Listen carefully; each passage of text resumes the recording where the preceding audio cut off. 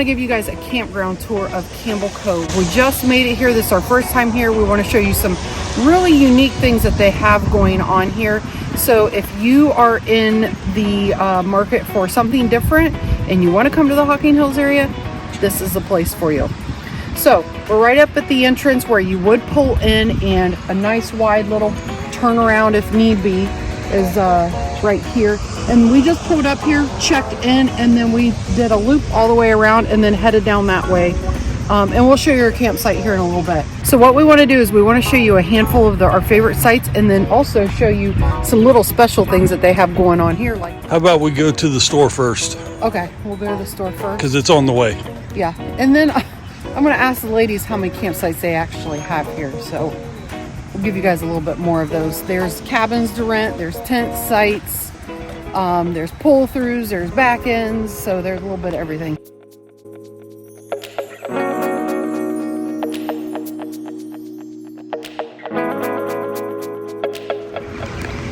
All right, so right outside of the store, behind the store, have a nice little sitting area, a game room off over here, a really cool playground for the kids with a jump pad and just everything kids want to have.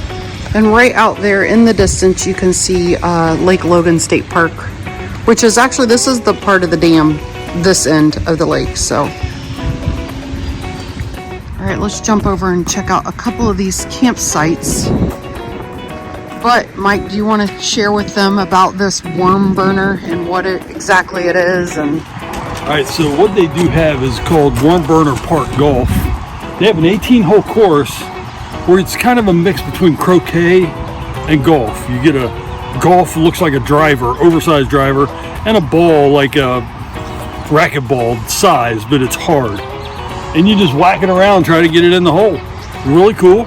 We'll link our video from when we stayed here, and you can go watch us play some worm burner golf, and you'll have a good laugh.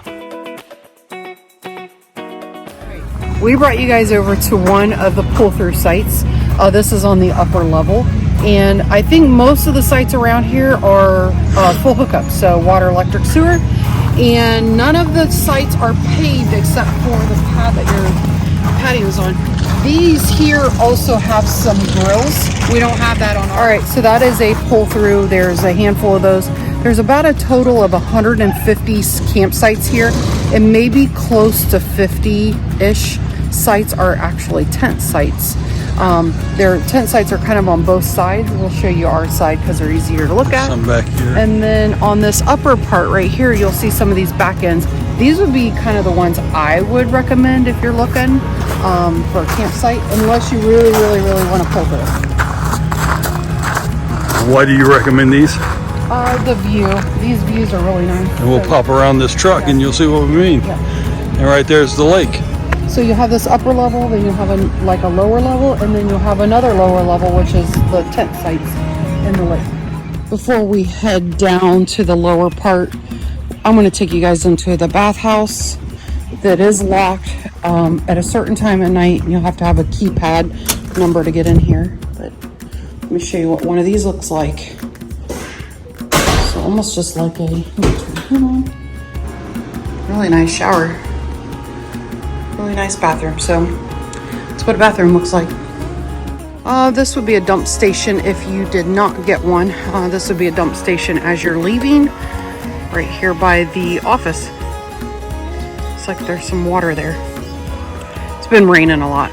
Okay, so before we go down to the next level, let's go right over here to one of these that overlooks this little fishing pond, swimming pond. All right, here's the site 84, 85, empty. There were people in these, but they've left already. I have to say too, the Wi-Fi signal has been very good here. I can tell you right now that just from walking around here, I've counted like 9 repeaters, just like this one. There's another one right there. I mean, that's how close they are. You see one in the background here.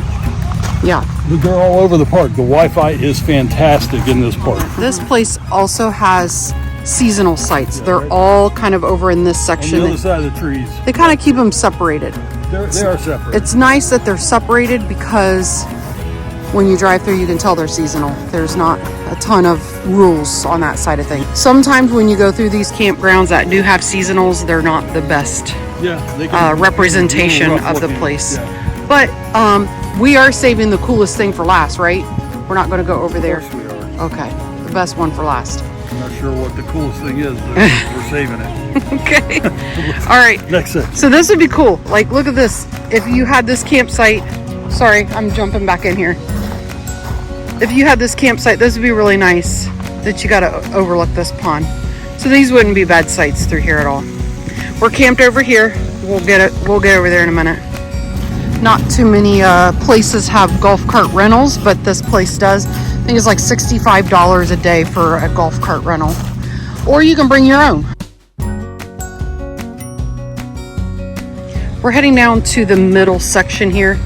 And I have to say, two of my favorite sites are actually empty. These would be two sites I would come for, 68 and 69. But Mike wants to point out something to you before we go into those sites. So this section here doesn't have an actual normal turnaround that you would find in a campground, right? So we're gonna go look at how they've done it here. You can decide if you like it or not. I'm not a fan because with campgrounds, people parking and stuff like that gets tight. It'd be hard to turn around here, but people do it. So let's take a look. Okay, what you would typically call a cul-de-sac is a very short cul-de-sac. For us to turn around in here, this would be fine because there's no vehicles really in the way, but your tail swing that you would get turning around. You would have to worry about tail whip here because just like that truck's parked there, we're 53 feet from the front of our truck to the back, and we're short. You get a much longer camper trying to turn around here. You have to worry about tail whipping that white truck or anything that will be parked here as you get turned around. And then you want to make sure you don't go past 90 to get turned so that you don't hit your own truck. On your camper with... Yeah, with your fifth wheel. Yeah. So just understand that, but it's fantastic back here. Like there's an empty site, you have to get turned around to back in, but... You don't want to do a Georgia-Bama. Right, you don't want to do a Georgia-Bama. That's a story you'll have to ask Mike about one day. Yeah, we weren't on YouTube at that time, were we? No. Okay, so two of my favorite sites. What is it? 68 and 69. 69, and nobody camped in this one. I wish we would have moved over here. But we still have a really good site where we're at. I noticed that a lot of the campsites here, they don't have a paved site. It's all stone, but they do give you the paved patio, which I do like. If you can get your camper back there far enough to get your entry door close to that, it's like perfect. So these campsites have a really great view of Lake Logan.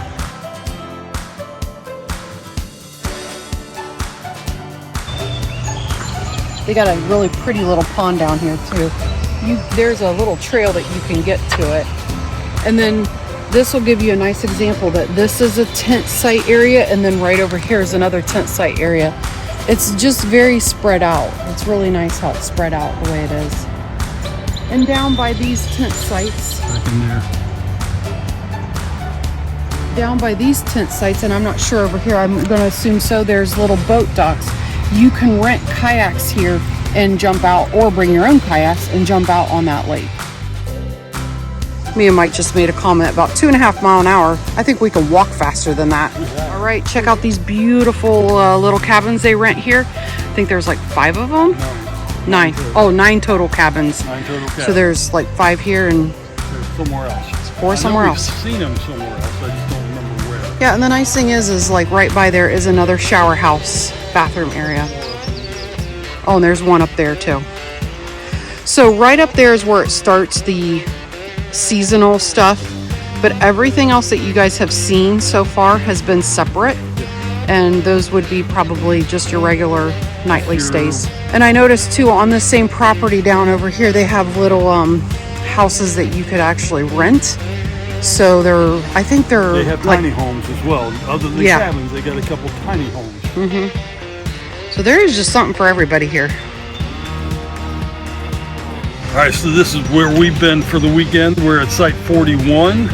We fit in nicely. It's about a 70-foot site. We're able to get the truck in front of the camper and no worries. The sites are a little tight. There's not a lot of room between you and your neighbor. On these 3 sites. Yeah, at least on these, but I think most of them are about the same. So we have our neighbors here, so there's not a lot of room, but they just got here too. So this is it. It's basic. It's got your water, your electric. You got 30, 50 amp. You got sewer, water. Yeah, and there's some sites down over here we would recommend as well. This has got a nice big pad, but there's some down through here, and they stagger them really nice so you can see the lake. I will say that even with all the rain we've had just this weekend, it's not muddy. Because of the pad you have, the grass is kept up. There's no mud puddles that we're worried about tracking mud into our camper. So I like it. It's a great camp. I'd really like to come back. It's been a rainy weekend. I'd like to come back and do kayaking on the lake and more hiking, of course, which we're in Hocking Hills. That's the we did 2 hikes today, so yeah. So we'll link that video if you guys want to see what you can do here in Logan, Ohio, in Hocking Hills area. We'll link that video. We usually come maybe once a year. at least, and there's a lot to do. So There is. other than that, is there anything else you want to show them? Oh yes. Let's the go coolest to the coolest thing they have the here. coolest thing that they have here, according to Joni.